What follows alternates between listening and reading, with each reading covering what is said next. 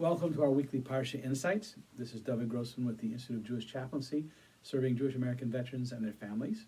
This week's Parsha is Parshas Vayechi. Vayechi means "and the life of," so we would expect this to be a reflection of the life of Yaakov before declaring his passing. But as we've learned previously in Parshas Vayechi, real living can best be determined in hindsight. Did we make an impact during our time here in this world? Have others followed the path we carved out? Did they expand on the foundations we laid? Truly living can only be determined after our passing, and we see that the term death is not even applied to Yaakov, only the euphemism "he was gathered unto his people."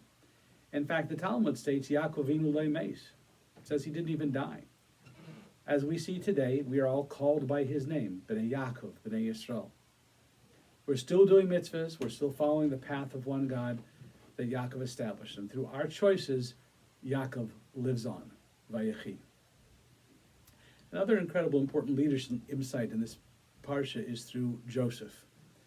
Joseph repeatedly tells his brother that he's not seeking revenge on them for their treatment. "You intended to harm me, but God intended it for good, so that I might save many lives." Joseph says this initially when revealing himself to the estranged brothers, but he repeats it again after their father passes, because they're afraid that he's stayed off retribution due to their father. Yet from the very beginning, Joseph has maintained this absolute trust that everything is a part of God's master plan. From the time of his initial dreams of stalks in the field, as well as the sun and stars and moon all bowing down before my star, all of these things, Joseph has known that he was being set up, if you will, for a much greater good, a grand scheme. Joseph has never held a grudge because he sees the bigger picture.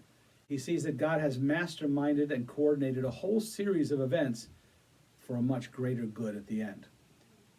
Trust in God gave Joseph immense strength, which is what a leader needs if he or she is to dare boldly. Know your mission. Dare to achieve it.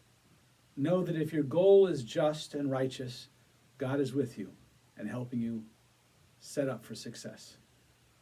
Have a very successful week and a good Shabbos.